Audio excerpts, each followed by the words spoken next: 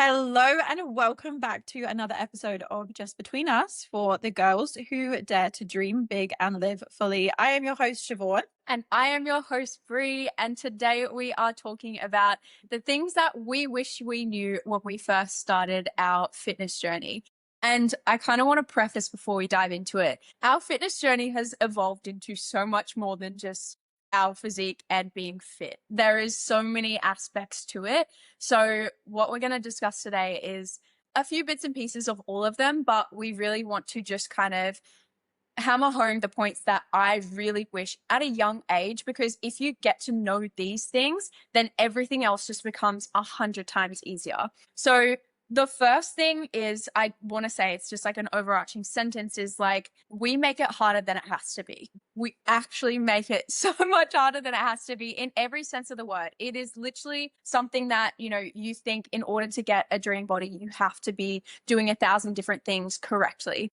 And the first thing that hits home for me, because I know Shem and I both have our own, I guess, history with eating and everything like that. I was bulimic and food was a massive trigger for me. I got into fitness because I was like, well, I didn't fit in. All my friends were fit and I just wanted to be skinny like them. And everyone would, like, literally all the girls would line up, put their legs out and compare their thighs, and I would run to the bathroom. Literally, my girlfriends had thighs the size of my fucking wrist. It was ridiculous. And I was like, bro, I have the thighs. And so these little things like triggered the hell out of me. The But toxicity of this industry when we first got into it, especially, like, it's still toxic now, but the toxicity back then is like next level. Like, what do you mean you used to sit down and measure your legs next to each other? That's crazy. Yeah, it's a bit fucked up, I'm not gonna lie. But I feel like you're so right. Like, now we are understanding there's so much more education on like fueling your body, nourishing your body out there. But at the same time, yeah, back in the day it was just like eat less, move more. And I think one of the biggest things was I would wake up every morning, I'd go to the school gym, and then every night I would walk the hills behind my house for an hour. And then I would starve myself and literally just eat like tuna and spinach.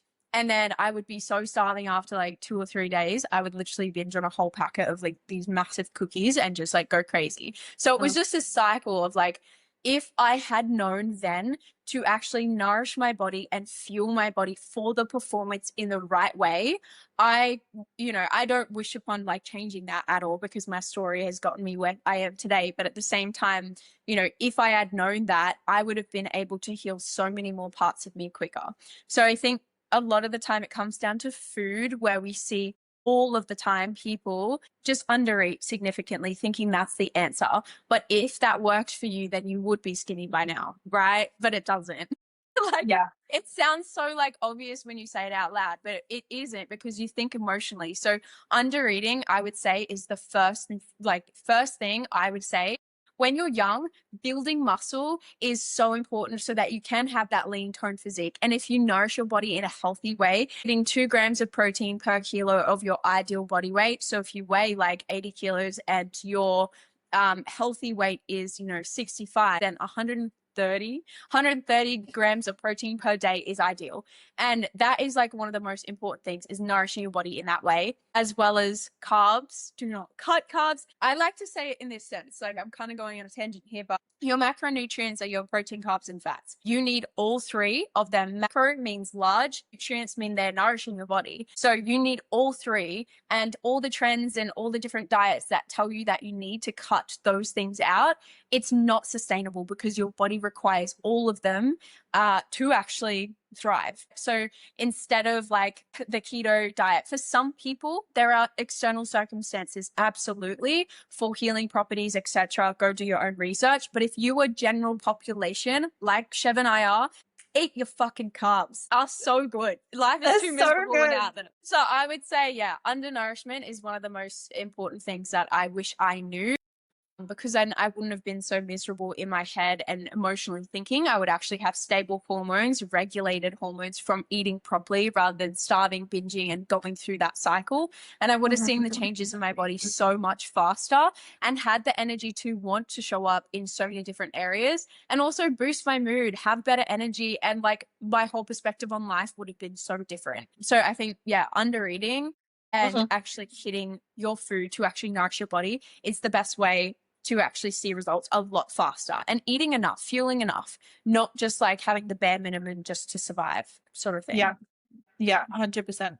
I'm going to go along the same lines with my first one, but from the other side, from a fitness perspective, is that I think, especially again, when we first started, the industry was very, very focused on like, especially for women, just doing cardio all the time. Like, don't pick up a weight because you're going to look bulky. Just go and stand or on a stairmaster for like 60 minutes of your life every single day. Only do cardio. That's the way that you build your dream body, which could not be further from the truth. When most of us have like envisioned what our like dream physique is in our head, what it actually is like defined muscle. You can't have that without training and building muscle, and the way that you do that is through strength training. So one of the things that and honestly, one of the things that I wish that I learned purely from a perspective as I fucking hate cardio as well. I used to stand and do stairmaster for hours of my week, and I did not enjoy any of it.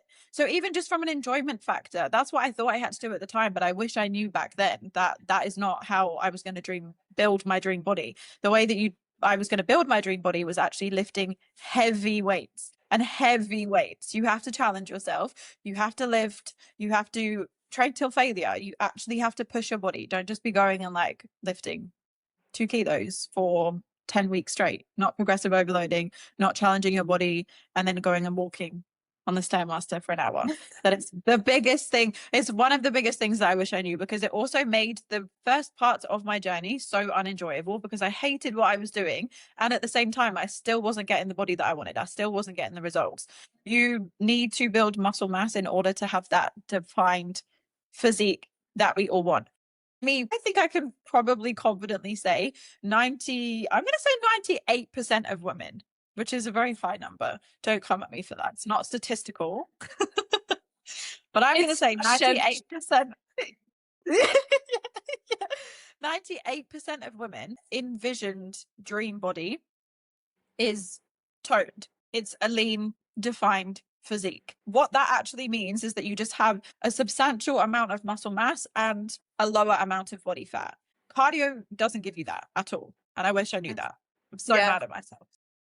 I know, because like it was like the hit sessions, the brutalizing, antagonizing, like the ridiculous sessions that you would do to punish your body, essentially punish yourself into just freaking lose weight. I would literally, I'm not going to go into it. I feel like it's just a tangent, but I'm going to digress. And like, I totally agree. The cardio factor is a great tool. But I genuinely feel like so many people rely on HIIT because they're like, oh, my Apple Watch is burning so many calories. This must be better for me. Because if you look at your Apple Watch when you're doing a strength training session, what is it? Like 200, maybe 300 on a leg day.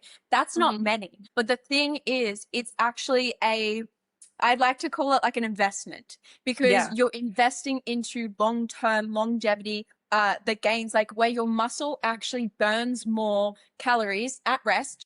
Obviously me sitting here not moving my arms and everything, it burns more and it's expensive to the body. So it's the first to go if you're not nourishing your body enough. Again, coming back to obviously cardio, when you are doing cardio, your body wants to use carbs as fuel because your heart rate is so high. It's easier access rather than body fat. And it wants to hold on to your body fat as long as humanly possible because it just wants to save it for a rainy day. So it would rather use your carbohydrate stores first. Now, I don't want to get too complicated, but cardio, if you're doing like walks and things like that, it's low steady state. It's not taxing on the body, not as taxing on your central nervous system. Yes, depending on the person, it can apply more stress, but walking is one of the most soothing things mentally, emotionally, and for your body. It's also great for your recovery too. So it is one of the best things that you can do rather than exhausting yourself doing HIIT.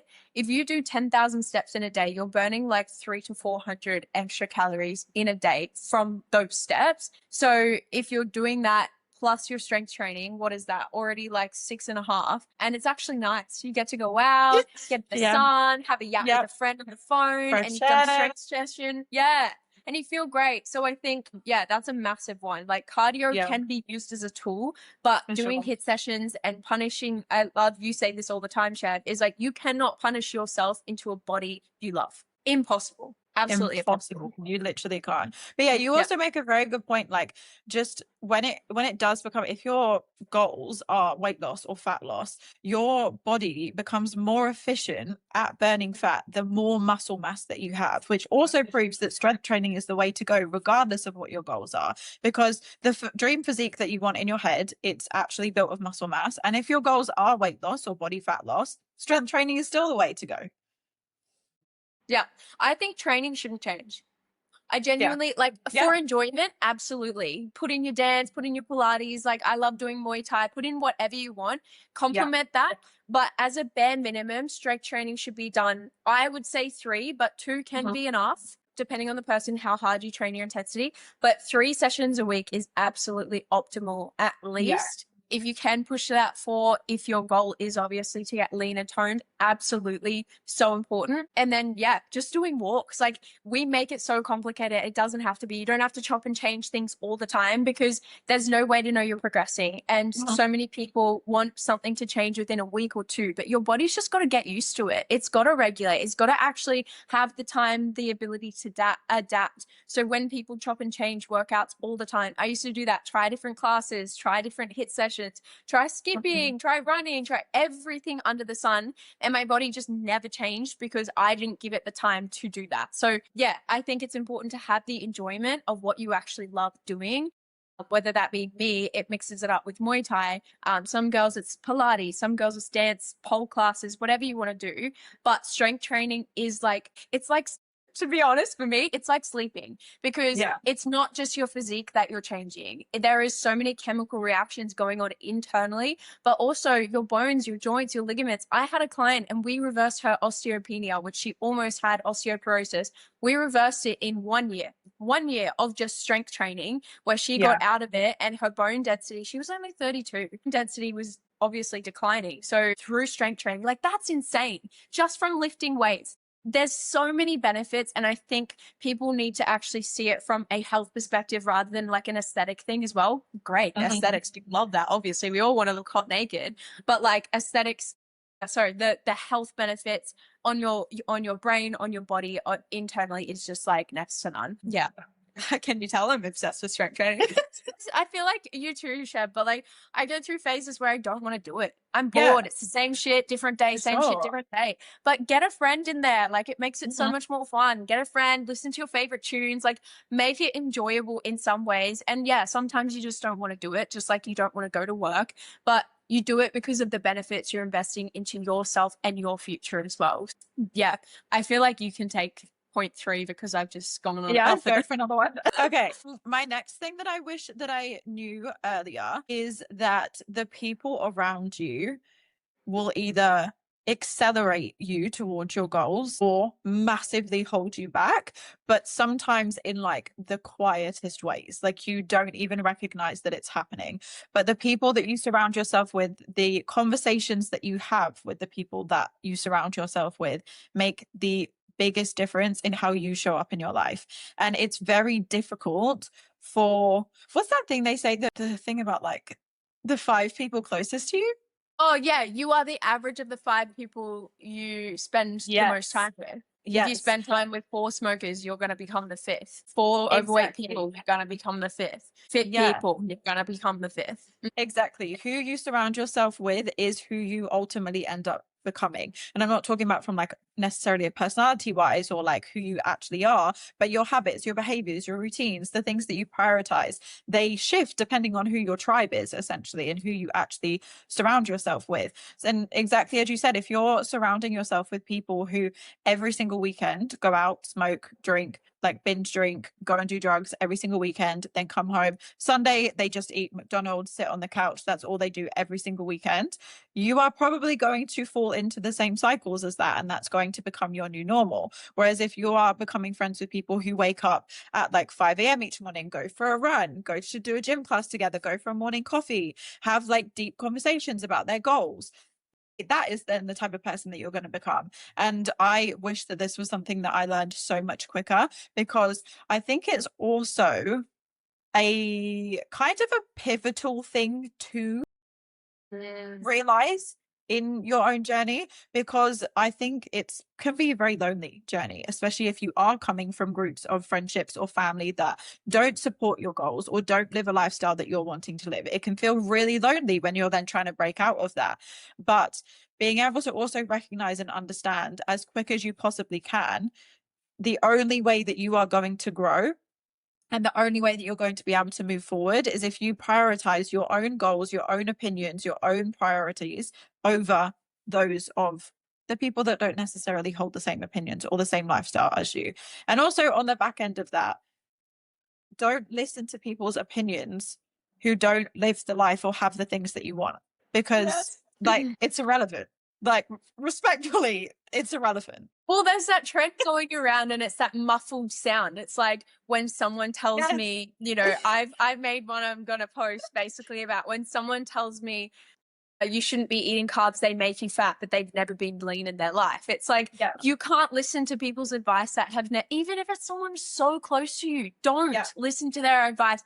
Figure it out your own research, because majority of the time people love to just project what their beliefs are onto you because they don't want to do, what maybe is required to get to that point, essentially. Yeah, definitely. And people will also, and not in like a malicious, mean way, but people will try and hold you where it benefits them best. So if you're in, for example, friendship groups, which are used to you being the person who also goes out and drinks every weekend, who doesn't really prioritize their health and fitness, the people in your friendship group are just going to try and keep you as that person because it benefits them. It's what they're used to. It's what they're comfortable with. It's ultimately why they became friends with you in the first place. So also being able to kind of separate other people's opinions and what they want to actually what you want, what's important to you, and the version of you that you are trying to become is super important. I feel like that was like 3 points in one, but yeah, we love all the same thing. Well, I want to go down the route of like kind of like the all or nothing mentality, because I feel like so many girls suffer with this, and so many girls I speak to of that perfectionism mindset. And every single fitness person in the entire world talks about consistency, but what the hell really is consistency? Consistency is literally just like never giving up, essentially. That's how I like to see it. And never giving up based on, the outcome of circumstances, because too many people they want results right now. And when you're focused on that outcome, you're always going to be like, well, I'm not there yet. How far am I off? Oh, I fell short today. I'm so far away. I'm never going to get there. So when you focus only on that outcome rather than, the benefits and the journey, you are always going to want to give up because you're not there yet.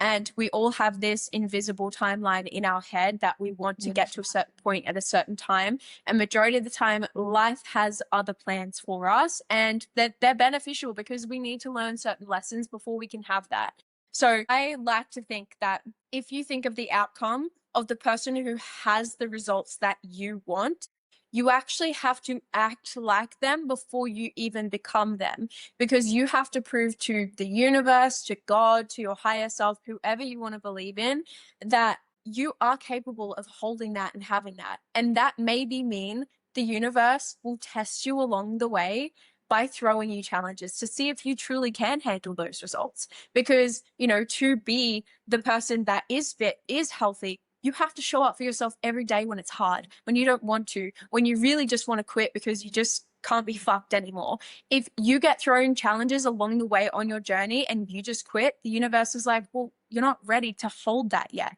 You're not ready to live at that standard yet. So when it comes to the all or nothing mindset, it is a self-sabotage where you genuinely would rather just accept the fact that, well, I didn't give it my all. So, I could try again and get there, but, I'll wait. I'll just wait a little bit until I'm ready, so to speak.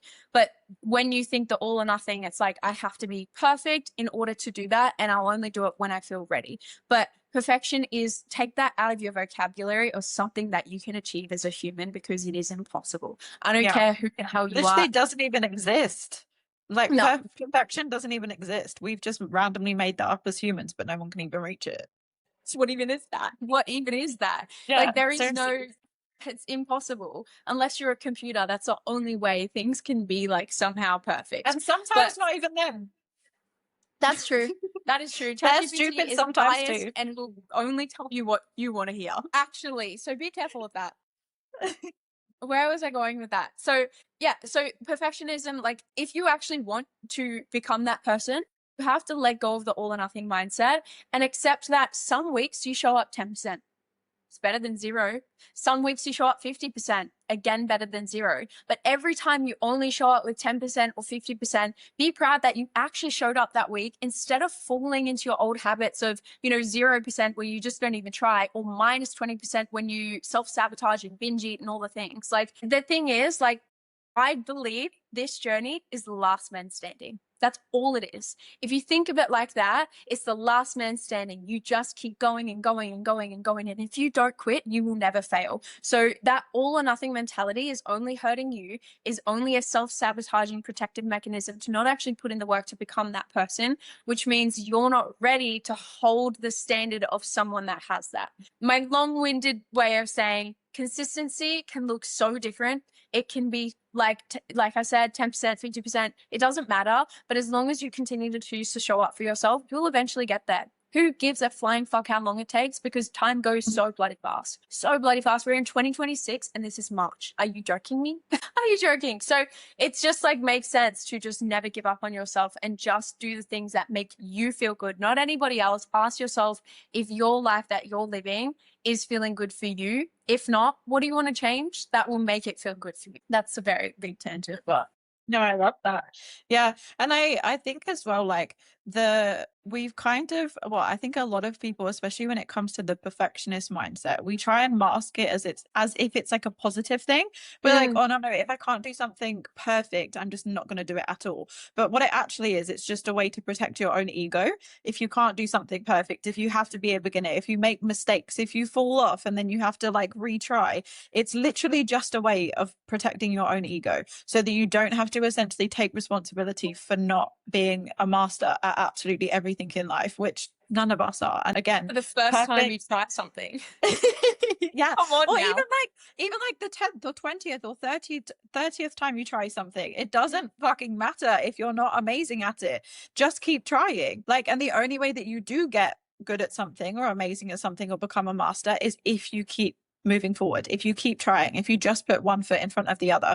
But often we now have this thing in our head that we're like, oh no, I'm trying to wait until it's perfect. Or no, even when it's not health and fitness related, even if you're thinking about like work projects that you do, presentations that you have to do, deadlines that you're trying to hit, and we constantly procrastinate on just sending the thing off, just doing the thing, because we're trying to wait until it's perfect. But you're not actually waiting until it's perfect. You're just really, really trying to avoid not doing something amazingly or having your ego bruised by maybe having some criticism or some feedback, or maybe like actually realizing that you made a mistake and then having to fix that mistake. It's just a way to protect your ego, but it doesn't serve anyone. Yeah, I love that. That is like a great perspective because it's our ego is what stops us from so many things. And again, it comes down to putting yourself outside your comfort zone. Like put yourself in situations where you are uncomfortable so you get used to that. You get desensitized to that and you no longer make criticism about yourself, but about like, okay, cool. Thank you for that. Now I'm going to take that and do better. Like that's all it is. Don't be like, oh, well, I'm so shitty. She can do better. It's like, yeah, she's been doing it for 3 years. You literally started 2 weeks ago. How do you expect yourself to be that good right now? Like, come on. And if, it's the same as like, I guess like for me, like, for example, when I started doing Muay Thai, I was doing boxing for like 2 years prior and I loved boxing. And then my partner did Muay Thai and I didn't want to do it because I was like, no, I suck at this. And I was like, no, I'll stick to boxing. You do your Muay Thai. And he was like, yeah, like whatever. And then we got back to Thailand and I was like, oh, I'll try again. And then I actually caught myself thinking, I don't want to do this because I really just can't get my kicks. I just don't understand it. And I'm freaking out. Just want to do boxing. And then I actually sat with myself. I was like, Bre, you're being an absolute little piece of shit right now.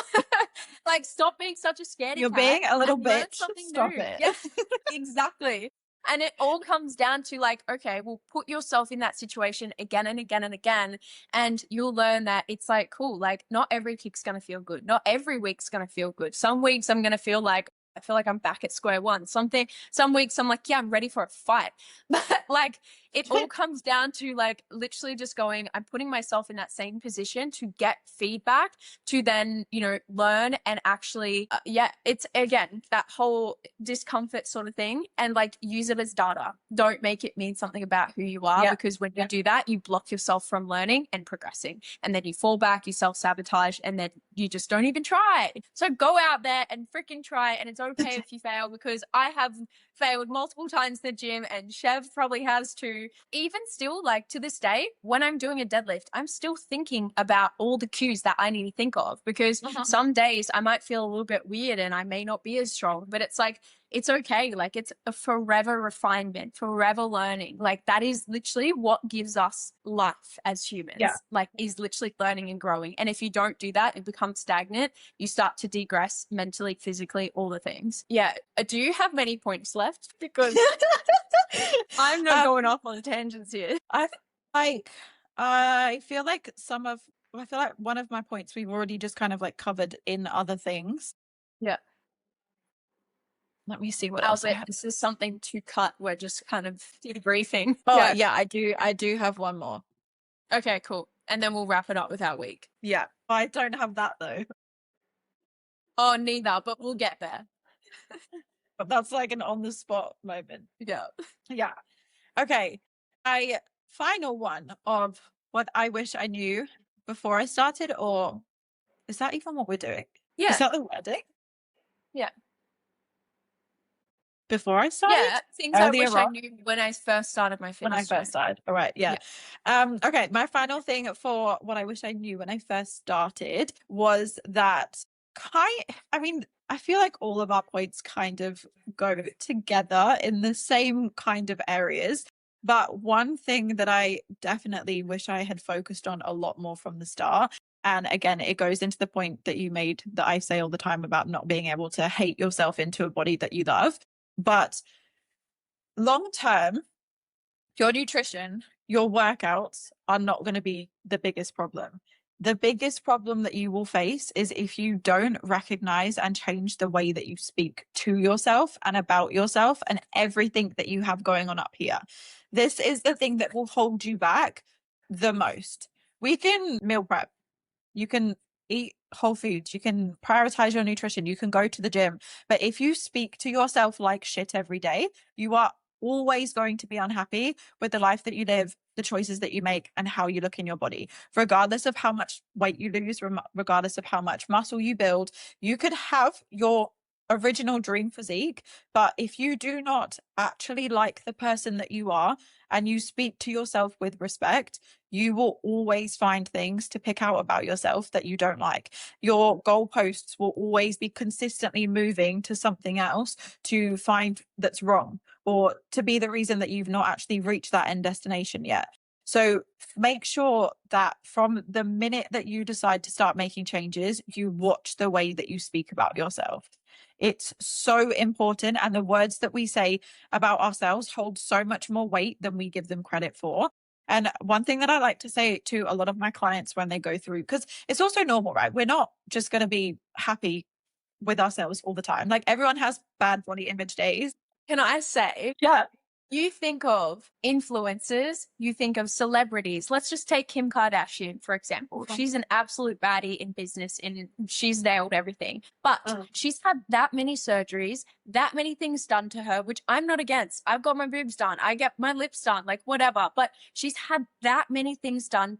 And that goes to show even she, who's got billions of dollars, a family, everything, she still picks herself apart because that's just who we are as human. Again, comes back to we're not perfect, but there are always going to be insecurities that you have, and you just have to learn to love and accept that part of you. It just is who you are, and it's okay. But instead of focusing on the negatives, focus on how amazing you are and how much you are growing and leaning into it and what you do love about yourself. And if there's things you want to change, be like, I accept who I am now, but I'm working on that part of me, because as humans, there's always something to work on. Yeah, always something to work on. And I lost my train of thought.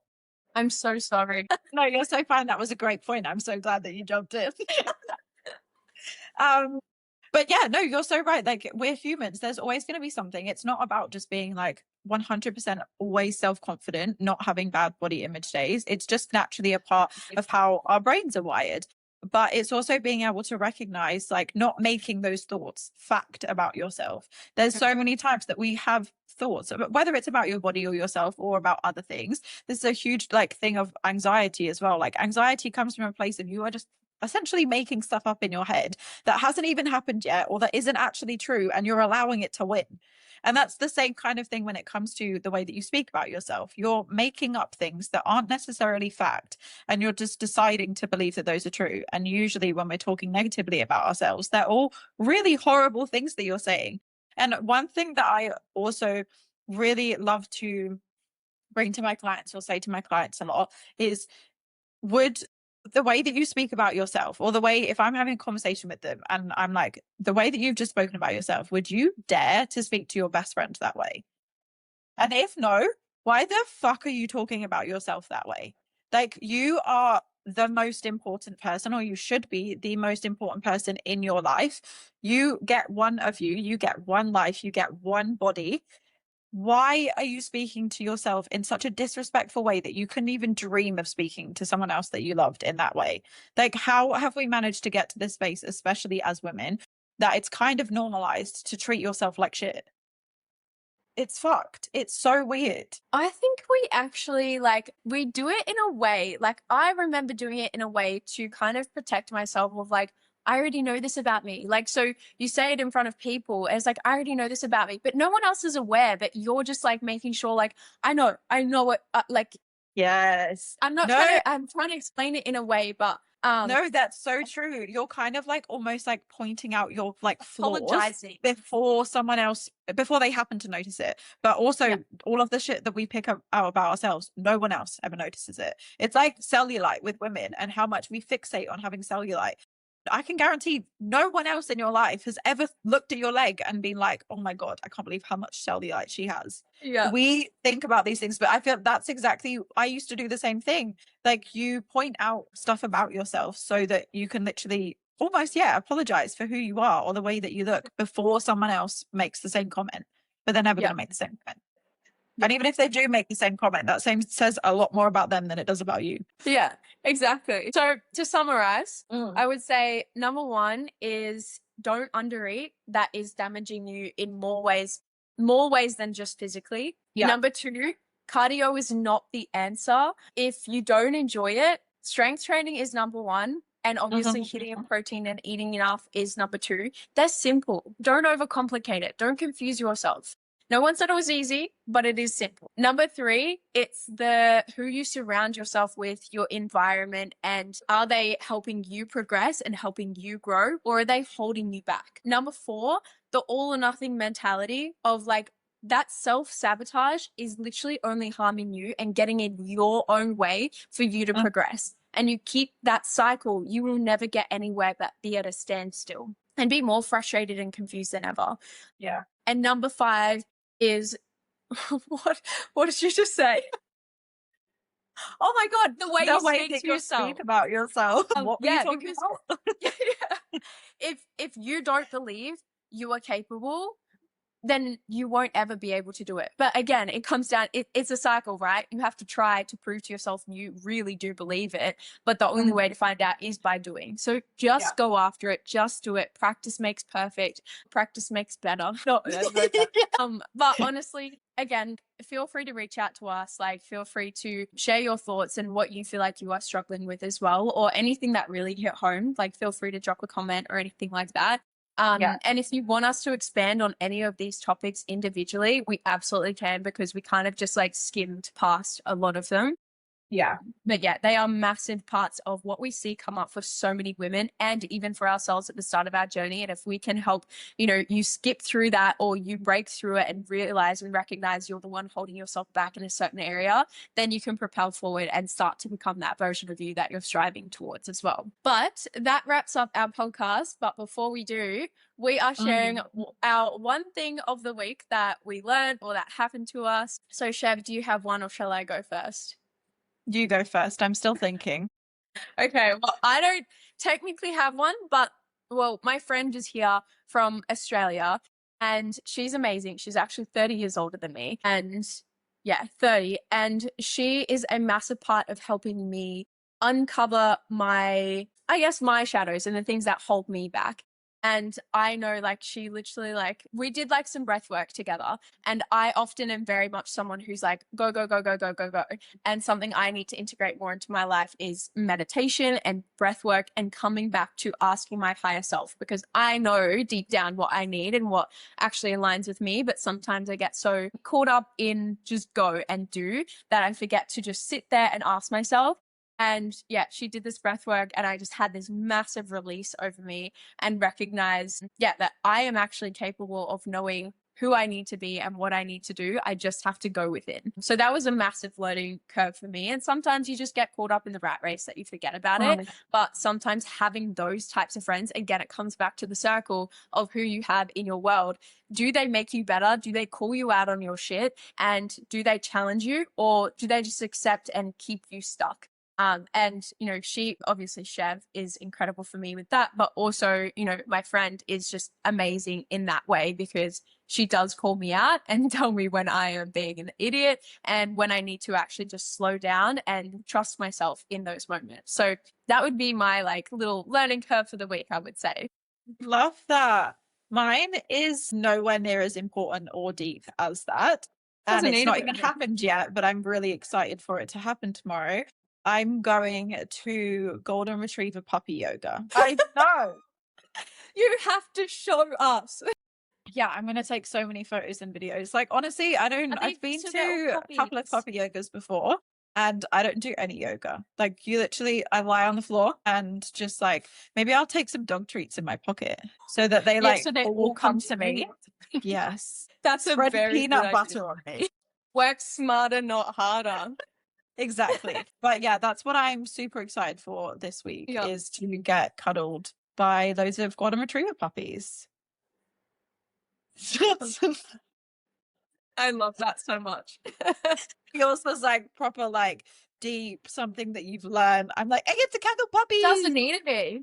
It doesn't need to be. Well, that wraps up today's podcast. Thank you for listening in and joining us. If you liked this episode, please drop us a follow, drop us a comment, subscribe wherever you get your podcast. And watch our stories on Instagram, because we'll be sharing the puppy yoga and all the things going on in our all worlds the as well.